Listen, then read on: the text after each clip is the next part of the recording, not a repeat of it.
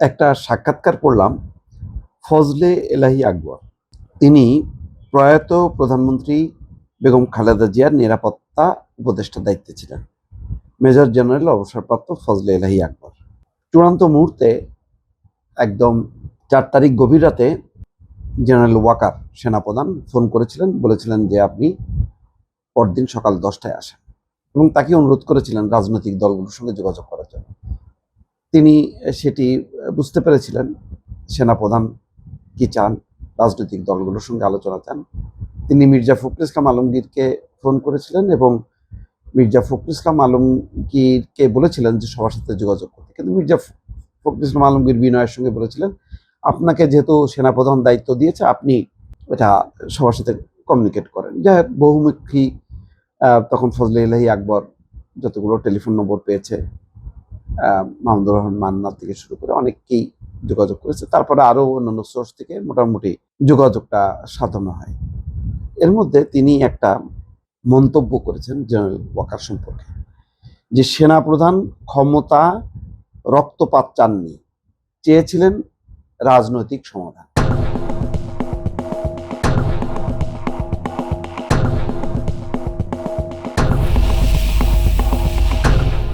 এটা সত্য।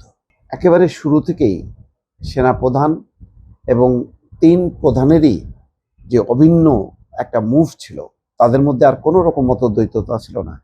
সেনাপ্রধান, নৌপ্রধান এবং বিমান বাহিনী প্রধানের 3 জনই ঘটনাক্রমে তারা ক্লাসমেট বা বন্ধু বলা যায় এবং 3 জনেরই কিন্তু যৌথ অবস্থানের কারণে শেখ হাসিনা তার যে কুচিন্তা, সেই কুচিন্তাটা আর অ্যাপ্লাই করতে পারেননি।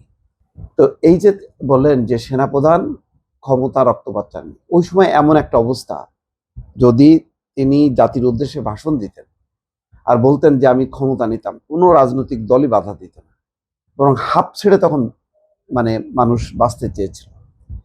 এবং জেনারেল ওয়াকার চিন্তা করেন, এক অর্থে তিনি তো অবশ্যই দুঃসম্পর্কের আত্মীয় শেখ হাসিনার, তারপরেও তিনি কত পেশাদারিত্বের সঙ্গে দায়িত্ব পালন করেছেন যে বিন্দু মাত্র তিনি তার সিদ্ধান্ত চাপায় দেননি।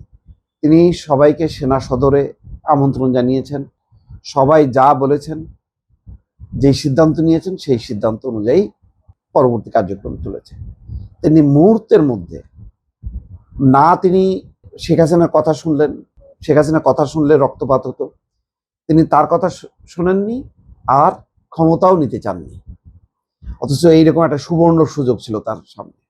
আশ্চর্য ব্যাপার, আমি দেখি যে শেখ হাসিনাও কিন্তু একবারও বলেননি আচ্ছা ঠিক আছে আমি যখন চলে যাচ্ছি এক কাজ করো। সে তো সবাইকে তুমি তুমি করে বলতো যে তুমি ক্ষমতা নাও, সেটাও কিন্তু শেখ হাসিনা বলেনি। তার মানে শেখ হাসিনা মনে করছে যে সে প্রধানমন্ত্রী হিসেবে গেছেন, এই তারপরে একটু ঠান্ডা হলেই আবার পুট করে তিনি আবার চলে আসবেন। এই কারণে ওই ভিতর থেকে ওইটা আসে নাই। ভিতর থেকে যদি আসতো যে ঠিক আছে আমি তো অনেকদিন থাকলাম, আর এখন যখন এরকম বিশৃঙ্খল অবস্থা আমি আর ক্ষমতায় থাকবো না। আমার মনে আছে 1996 সালে আওয়ামী লীগ যখন ক্ষমতায় আসে, শেখ হাসিনা প্রধানমন্ত্রী হন, তখন তিনি যখন নাকি মানে নির্বাচনে পরাজিত হন, যখন নাকি গণভবন তিনি ছেড়ে যাবেন, তখনই কিন্তু তিনি বলেছিলেন, বা তার আগে যখন নাকি অন্তর্বর্তী সরকার গঠিত হয়েছিল, তত্ত্বাবধায়ক সরকার, তখনই তিনি বলেছিলেন যে তিনি আর রাজনীতি করবেন না, তিনি টুঙ্গিপাড়ায় যে থাকবেন। ওই সময় অর্থাৎ 96-এর ওই টার্মের পর 96 থেকে 2001 এই সময়টাই যদি তিনি আসলে সিদ্ধান্তটা নিতেন ভালো হতো, রাজনীতির একটা পরিবর্তন হইতো। কিন্তু ওই যে মানে এটা তো নেশার মতো, কেউ ছাড়তে চায় না। আর দেখেন, আর ক্ষমতার কত কাছাকাছি থেকেও জেনারেল ওয়াকার কিন্তু ক্ষমতা তিনি তখন যদি নিতে চাইতেন, কেউ বাধা দেওয়ার মতন কেউ ছিল না। জনগণ তার পক্ষে রাস্তায় নামতো। এমনি দেখেন সাধারণ সৈনিকদের যে ট্যাঙ্ক, তারপরে তাদের সাজোয়া যান, সেগুলির উপর উঠে মানুষ তাদেরকে নিয়ে উল্লাস করতেছে। তখন মানুষ, তখন তো সামনে এমন না যে বিএনপি বা জামাতের নেতৃত্বে আন্দোলনটা হয়েছে, তখন যেহেতু স্বতঃস্ফূর্ত জনতার, সেই জনতা যেহেতু সাদরে গ্রহণ করেছে সেনাবাহিনীকে, তখন সেনাপ্রধান হিসেবে তিনি নিতে পারতেন। কিন্তু না, তিনি রক্তপাতও চাননি মানে ক্ষমতাও নিতে চাননি। কিন্তু পরবর্তী সময় খুব দুর্ভাগ্যজনকভাবে দেখলাম এই মানুষটাকে সরানোর জন্য তাকে দিল্লির দালাল বলা হলো, শাহাবুদ্দিনের সাথে মিশায় তাকে বলা হলো যে তারা চক্রান্ত করতেছে। কত রকম কথা, সেই দেখেন শাহাবুদ্দিনও নাই, আর জেনারেল ওয়াকারেরও রিটায়ারমেন্টের সময় হয়ে গেছে বোধহয় জুনে, আগামী বছর জুনে তিনিও চলে যাবেন। কিন্তু মাঝখানে কি হলো, এই প্রচারণা দিয়ে প্রত্যেকটা মানুষকে যেভাবে মানে বিতর্কিত করা হলো, তার বিপরীত ফজলে ইলাহি আকবর, তিনি তো বিএনপির সাথে খুব ঘনিষ্ঠ, তিনি কিন্তু বললেন তিনি রক্তপাতও চাননি, তিনি ক্ষমতাও নিতে চাননি। এটাই হচ্ছে রিয়েল।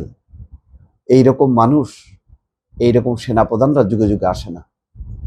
একদিন নিশ্চয়ই জেনারেল ওয়াকারকে মানুষ স্মরণ করবে, এ কথা